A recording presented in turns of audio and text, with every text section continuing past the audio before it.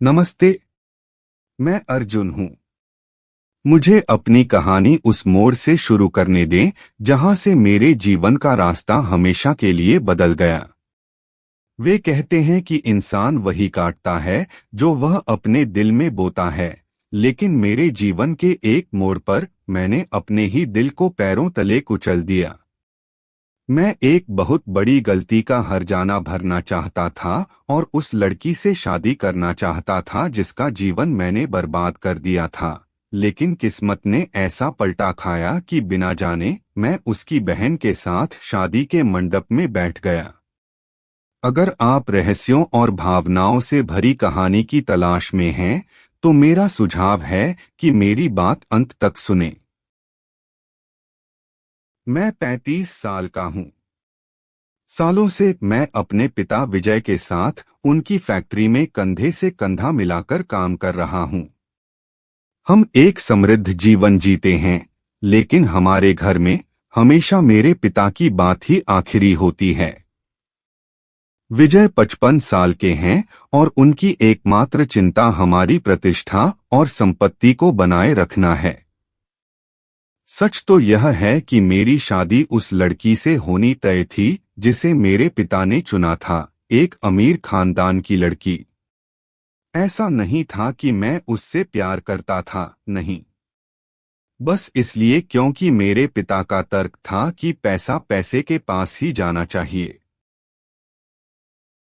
सब कुछ उस मनहूस रात से शुरू हुआ। मैं गहरी नींद में था जब मेरे मोबाइल की घंटी ने कमरे की शांति को भंग कर दिया।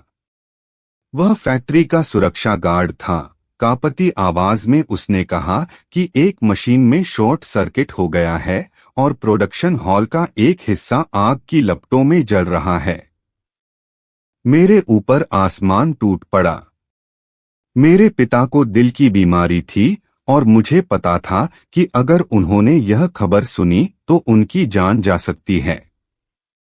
इसलिए उन्हें जगाए बिना मैंने चाबी उठाई और पूरी रफ्तार से फैक्ट्री की ओर निकल पड़ा।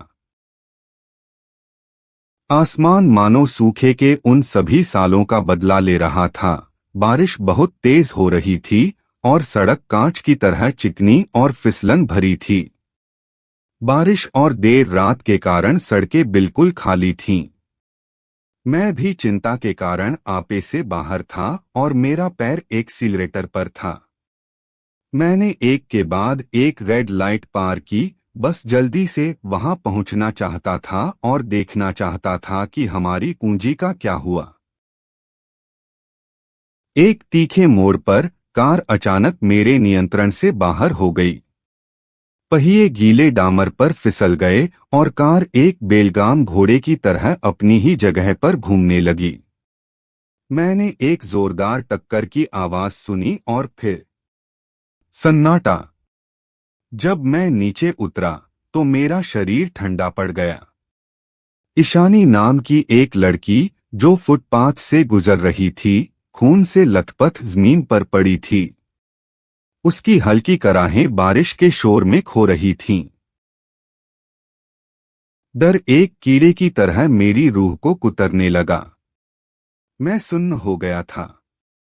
एक तरफ मैं उसे गोद में उठाकर अस्पताल ले जाना चाहता था, दूसरी तरफ मुझे डर था कि अगर उसकी वहीं मौत हो गई तो मुझे दोषी ठहराया जाएगा और मेरा पूरा भविष्य और साख बर्बाद हो जाएगी। उन भयानक पलों में बुज़दिली मुझ पर हावी हो गई। मैंने भागने का फैसला किया, लेकिन मेरा ज़मीर पूरी तरह मरा नहीं था। मैंने एक अनजान नंबर से और कोई सुराग छोड़े बिना एम्बुलेंस को फोन किया और पता बताया। कार में मैं थोड़ी दूर तब तक इंतजार करता रहा जब तक मैंने एम्बुलेंस की नीली बत्ती नहीं देखी। जब वे ईशानी को ले गए तो मैंने यह जानने के लिए कि वे उसे किस अस्पताल ले जा रहे हैं, दूर से उनका पीछा किया। जब मुझे यकीन हो गया कि वह ऑपरेशन थिएटर में चली गई है तो मेरा दिल मानो सीने से बाहर आने को बेताब था। मैं फैक्ट्री की ओर भागा। वहां भी स्थिति अच्छी नहीं थी। काले धुएं ने आसमान को ढक लिया था और दमकल कर्मी कड़ी मेहनत कर रहे थे। आग बुझने में कुछ घंटे लगे, लेकिन मेरे दिल में जो आग लगी थी वह किसी भी पानी से नहीं बुझ सकती थी। मैं उस रात सुरक्षित घर लौट आया, लेकिन मुझे नहीं पता था कि वह लड़की, वह एक्सीडेंट की जगह और वह बुज़दिल फरारी एक ऐसी दुनिया में गिरने की शुरुआत थी जहां कुछ भी वैसा नहीं है जैसा दिखता है। उस नर्क जैसी रात के बाद मुझे ऐसा महसूस हुआ जैसे मेरे सीने पर 100 किलो का बोझ है। मैं बर्दाश्त नहीं कर सका और दोबारा अस्पताल गया। मैं जानना चाहता था कि वह लड़की ईशानी बच पाई है या नहीं। लेकिन जैसे ही मैं कॉरिडोर में घुसा, 2 पुलिस वालों को नर्सों से बात करते और रिपोर्ट लिखते देखकर मेरी रूह कांप गई। डर ने मेरे पूरे वजूद को जकड़ लिया।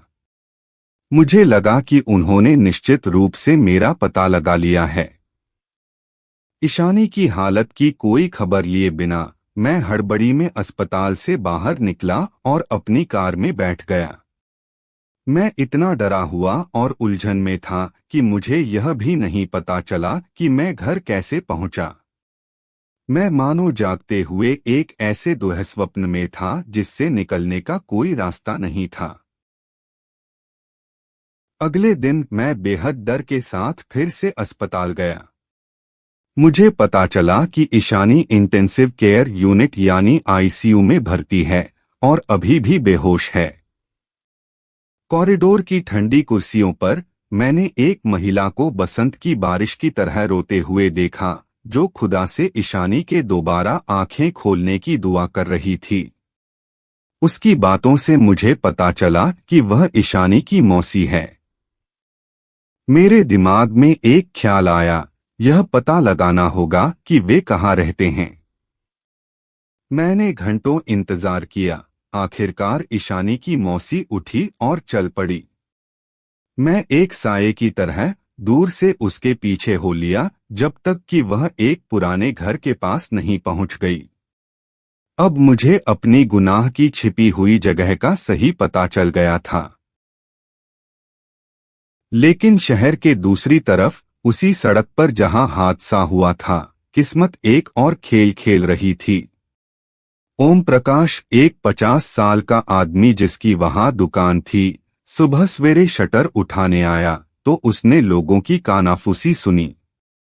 सब पिछली रात के हादसे के बारे में बात कर रहे थे। ओम प्रकाश की नजर फुटपाथ पर जमे हुए खून के धब्बों पर पड़ी।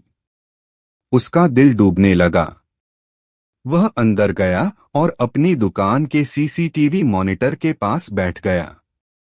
जब उसने फुटेज पीछे की तो उसने हादसे की पूरी बारीकियां देखी, मेरी कार, टक्कर और फिर मेरा भागना। ओम प्रकाश ने पुलिस को सच बताने का फैसला किया। उसने दुकान बंद की और थाने की ओर निकल पड़ा, लेकिन ऐसा लगा कि तकदीर नहीं चाहती थी कि मेरा हाथ इतनी आसानी से खुल जाए। रास्ते में दिमागी तनाव या शायद नियति के कारण ओम प्रकाश को स्टीयरिंग पर ही स्ट्रोक आ गया। उसकी कार नियंत्रण से बाहर हो गई और दीवार से टकरा गई। ओम प्रकाश गंभीर चोटों के साथ कोमा में चला गया और वह गुनाह का सबूत फिलहाल अंधेरे में ही रह गया। मैं इन सब से बेखबर गिरफ्तारी के डर से खुद को घर में कैद कर लिया। मैं 1 हफ्ते तक फैक्ट्री नहीं गया, बीमारी का बहाना बनाया। जिस हफ्ते मैं पुलिस के डर से कांप रहा था, उसी हफ्ते ईशानी ने अस्पताल की मशीनों के नीचे दम तोड़ दिया। वह चली गई और उसे हमेशा के लिए दफन कर दिया गया। ईशानी की एक जुड़वा बहन थी जिसका नाम ईशा था। ईशा सीढ़ियों से गिरने के एक हादसे के कारण अपनी कमर चोटिल कर बैठी थी और व्हीलचेयर पर थी। वे साथ रहती थीं और अब ईशानी के जाने के बाद ईशा उस अंधेरी और शांत दुनिया में बिल्कुल अकेली रह गई थी। जब आखिरकार मैंने हिम्मत जुटाई और अस्पताल गया तो देखा कि ईशानी का बिस्तर खाली है। मैंने खुद से कहा कि वह जरूर ठीक होकर घर चली गई होगी। पूरे 3 हफ्ते तक मैं हर दिन उनके घर के सामने खड़ा रहता था और घंटों इंतजार करता था, इस उम्मीद में कि शायद ईशानी को देख सकूं और माफी मांग सकूं। आखिरकार 21 दिन बाद दरवाजा खुला। ईशानी की मौसी धीरे से व्हीलचेयर पर बैठी एक लड़की को बाहर लेकर आई। मेरा दिल धड़कना बंद हो गया। ईशा बिल्कुल ईशानी जैसी दिखती थी। मुझे नहीं पता था कि ईशानी गुजर चुकी है। उस लड़की को व्हीलचेयर पर देखकर मेरे ऊपर आसमान टूट पड़ा। मैंने खुद से कहा, मेरे खुदा, मैंने उसे अपाहिज कर दिया। मेरी वजह से यह लड़की अब कभी चल नहीं पाएगी। अपराध बोध एक सुलगती हुई खंजर की तरह मेरे दिल में उतर गया। व्हीलचेयर पर उन उदास आंखों को देखना उस बदतर सजा से कम नहीं था जिसकी कोई कल्पना कर सकता है। दिन बीतते गए और ईशा की व्हीलचेयर वाली तस्वीर एक ड्रिल की तरह मेरे दिमाग में घूमती रही। अपराधबोध मेरा दम घोंट रहा था। मैंने खुद से कहा, यह लड़की मेरी लापरवाही की वजह से अब कभी खड़ी नहीं हो सकती, तो कौन इससे शादी करना चाहेगा? कौन इसे खुश रख पाएगा? अपने ज़मीर को शांत करने का मुझे एक ही रास्ता सूझा कि मैं खुद इसका हर्जाना भरूं। मैंने उससे शादी करने और अपना पूरा जीवन उसकी खुशी के लिए समर्पित करने का फैसला किया। शायद इस तरह वह तूफानी रात मेरी यादों से थोड़ी धुंधली हो जाए। मैंने सबसे पहला काम अपने पिता के सबसे अच्छे दोस्त की बेटी से रिश्ता तोड़ना किया। मैंने उसे बताया कि मेरा फैसला बदल गया है और मैं किसी और से शादी करना चाहता हूं। जब यह खबर विजय के कानों तक पहुंची तो एक तूफान खड़ा हो गया। एक दिन जब मैं फैक्ट्री में एक कर्मचारी से बात कर रहा था, पिताजी ज्वालामुखी की तरह अंदर आए। बिना किसी भूमिका के उन्होंने सब पर चिल्लाते हुए कहा, फैक्ट्री बंद, तुम सब अभी मशीनें बंद करो और घर जाओ। कर्मचारी हक्के बक्के रह गए, लेकिन विजय का गुस्सा देखकर अपना सामान समेट कर चले गए। जब हम अकेले रह गए तो फैक्ट्री में एक भारी सन्नाटा छा गया। मैंने पूछा, पिताजी यह क्या था? आपने बंद क्यों किया? लेकिन उन्होंने बस खून जैसी लाल आंखों से मुझे घूरा। आखिरकार उनका सब्र जवाब दे गया और वे चिल्लाए, मैंने सुना है कि तुम एक गरीब और अपाहिज लड़की से शादी करना चाहते हो। क्या तुम्हारा दिमाग ठिकाने नहीं है, अर्जुन? यह पागलपन है। चाहे उन्होंने कितनी भी जिद की कि मैं उस अमीर लड़की के पास वापस चला जाऊं, मैं टस से मस नहीं हुआ। जब उन्होंने देखा कि वे मुझसे नहीं जीत सकते तो उन्होंने मुझे धमकी दी, अगर तुम अपनी जिद पर अड़े रहे तो दौलत और विरासत में तुम्हारा कोई हिस्सा नहीं होगा। मैं तुमसे सब कुछ छीन लूंगा। चूंकि मुझे अब पैसे में कोई दिलचस्पी नहीं थी, मैंने कहा कि मुझे परवाह नहीं है। पिताजी ने भी अपना वादा निभाया। उन्होंने मेरी सारी संपत्ति छीन ली और मुझे घर से निकाल दिया। अब सिर्फ मैं था और नौकरी के आवेदन पत्रों का एक ढेर, ताकि मैं अपना नया जीवन शुरू कर सकूं। मैं ईशा के पास गया। उस छोटे से घर में, जबकि मैं अभी भी उसे ईशानी समझ रहा था, मैंने उससे अपने प्यार का इजहार किया। ईशा ने हैरानी से पूछा, हम आखिर कहाँ मिले थे? मैंने झूठ बोला कि मैंने उसे उनके घर के पास वाले पार्क में देखा था। तभी से मेरा दिल उस पर आ गया था और मैंने उसका पीछा करके उसका पता ढूंढा। ईशा को मानो यकीन ही नहीं हो रहा था कि उसकी ऐसी हालत में कोई उसके पास आएगा। वह कुछ समय तक संपर्क में रहने के लिए तैयार हो गई। उस दौरान ईशा मेरे साथ बहुत ईमानदार थी। उसने मुझे एक विकलांग व्यक्ति के साथ रहने की सारी मुश्किलें दिखाईं, हिलने डुलने से लेकर लोगों के उसे देखने के तरीके तक। वह यकीन करना चाहती थी कि मैंने यह फैसला सहानुभूति या जोश में आकर तो नहीं लिया, लेकिन मैं हर दिन और भी दृढ़ होता गया। आखिरकार मुझे एक कंपनी में एक साधारण क्लर्क की नौकरी मिल गई। मैं जो सालों से मैनेजमेंट की मेज के पीछे बैठता था, अब दूसरों के लिए काम करना पड़ रहा था। यह मुश्किल था, मेरा अहंकार टूट रहा था, लेकिन ईशा की खातिर मैं सब बर्दाश्त कर रहा था। एक दिन हम पार्क की एक बेंच पर बैठे थे जब मेरी बुआ का फोन आया। मैंने लोकेशन भेजी और वे हमसे मिलने आई। बुआ ने मुझसे पिताजी के पास वापस लौटने और दोबारा फैक्ट्री संभालने की मिन्नत की। ईशा, जो उस पल तक मुझे सिर्फ एक साधारण कर्मचारी समझ रही थी, यह सब सुनकर आंखें फाड़कर देखने लगी। मैंने बुआ से कहा, मैं तभी वापस लौटूंगा जब मेरे पिता ईशा को अपनी बहू के रूप में स्वीकार करेंगे। बुआ के जाने के बाद ईशा ने हैरानी से पूछा, अर्जुन, यह सब क्या था? क्या तुम अमीर थे? मैंने उसे पूरी सच्चाई बता दी। मैंने उसे बताया कि कैसे मैंने उससे शादी करने के लिए अपने पिता के बंगले और दौलत को छोड़ दिया और अब मेरे पास कुछ नहीं है।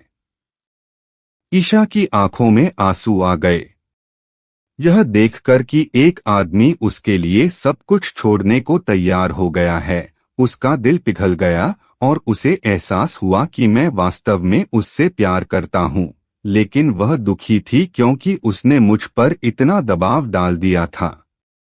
वही पल था जब हमारे बीच का बंधन पहले से कहीं ज्यादा मजबूत हो गया, हालांकि मेरे पिता का भारी साया अभी भी हमारे जीवन पर मंडरा रहा था।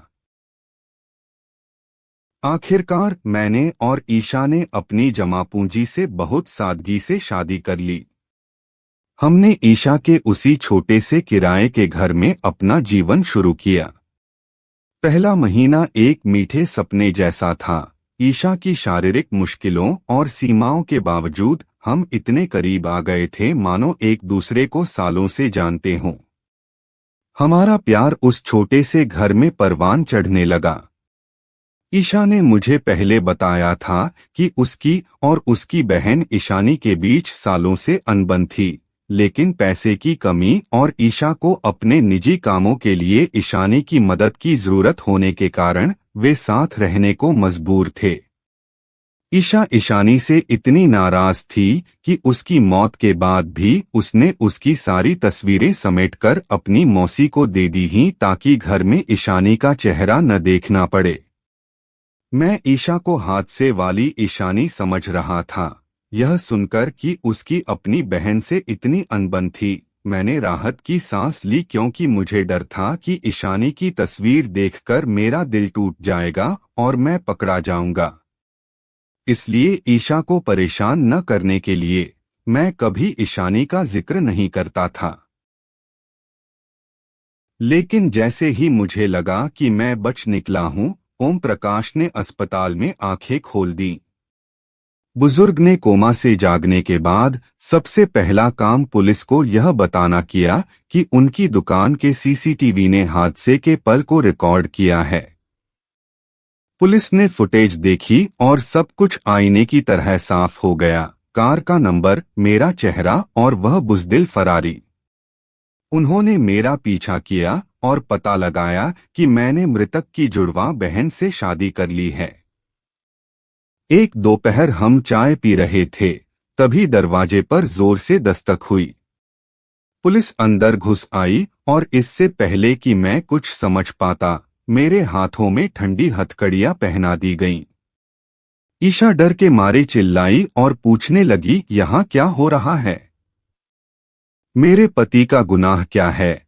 और पुलिस का जवाब उस घर में बम की तरह फटा, तुम्हारा पति तुम्हारी बहन ईशानी की मौत का जिम्मेदार है। उस पल मुझे ऐसा लगा जैसे मेरे पैरों के नीचे से जमीन खिसक गई हो। ईशा ने मुझे ऐसे देखा मानो पहली बार किसी दरिंदे को देख रही हो। यह एक अजीब झटका था। मुझे एहसास हुआ कि मैंने ईशानी की जुड़वा बहन से शादी कर ली है और ईशा को एहसास हुआ कि उसका जीवनसाथी उसकी बहन का कातिल है। जब पुलिस वाले मुझे ले जा रहे थे, मैंने आंखों में आंसू भरकर उससे मिन्नत की, ईशा, खुदा की कसम मैं तुमसे प्यार करता हूँ। वह हादसा एक इत्तेफाक था। मैंने कभी जानबूझकर ईशानी को चोट नहीं पहुंचाना चाहा। खुदा के लिए मुझे माफ कर दो, हमें दोबारा साथ रहने दो। मुझे जेल भेज दिया गया और सलाखों के पीछे डाल दिया गया। जब विजय के कानों में यह खबर पहुंची तो वह हड़बड़ी में ईशा के पास गया। मेरे पिता, जो अब अपने बेटे को सलाखों के पीछे देख रहे थे, ईशा से मेरी रिहाई के लिए सहमति देने की मिन्नत करने लगे। लेकिन ईशा अभी भी विजय से इस बात के लिए नाराज थी कि उन्होंने एक जिद के कारण अर्जुन की सारी दौलत और अधिकार छीन लिए थे। हालांकि ईशा मुझसे नाराज थी, लेकिन वह अभी भी मुझसे प्यार करती थी और वह मेरे पिता से बदला भी लेना चाहती थी और मेरे अधिकार भी बहाल करना चाहती थी। ईशा ने विजय के सामने एक भारी शर्त रखी। उसने उससे कहा, अगर आप चाहते हैं कि अर्जुन आजाद हो जाए तो आपको मुझे $5 लाख देने होंगे। विजय ने देखा कि ईशा की सहमति ही उसके बेटे को बचाने का एकमात्र रास्ता है। वह इस सौदेबाजी से बेहद गुस्से में था, लेकिन उसके पास स्वीकार करने के अलावा कोई चारा नहीं था। उसे लगा कि ईशा एक लालची औरत है जो अपनी बहन के खून का सौदा कर रही है, लेकिन उसे नहीं पता था कि ईशा के दिमाग में मेरे लिए एक बड़ा प्लान चल रहा था। जेल में हर सेकंड एक साल जैसा लग रहा था। एक दिन सेल का दरवाजा खुला और विजय मुझसे मिलने आया, लेकिन काश वह न आया होता। उसने ताना मारते हुए कहा, देखा अर्जुन, देखा वह लड़की कौन थी जिसके लिए तुम मुझसे भिड़ गए थे। ईशा तुम्हारी आजादी के बदले $5 लाख लेने को तैयार हो गई है। वह तुम्हारी आजादी का सौदा कर रही है। यह सुनकर ऐसा लगा जैसे मेरे सिर पर बर्फीला पानी डाल दिया गया हो। मुझे यकीन ही नहीं हो रहा था कि जिस ईशा के प्यार पर मुझे इतना भरोसा था, वह अब अपनी बहन के खून और मेरी आजादी से अपनी जेब भर रही थी। वहीं दूसरी तरफ ईशा की मौसी उसके कान भर रही थी कि यह आदमी ईशानी का कातिल है, इसे आजाद मत होने दो, इसे वहीं रहने दो। उस अंधेरी कोठरी में मैं सलाखों से भी लड़ रहा था और उन ख्यालों से भी जो मुझे ईशा के प्रति कड़वा बना रहे थे। आखिरकार विजय ने पैसे दे दिए, $5 लाख नकद। ईशा ने सहमति पत्र पर दस्तखत कर दिए और कहा कि उसे ईशानी की मौत के बारे में कोई शिकायत नहीं है। मैं जेल से रिहा हो गया, लेकिन मैं अब वह इंसान नहीं रहा था।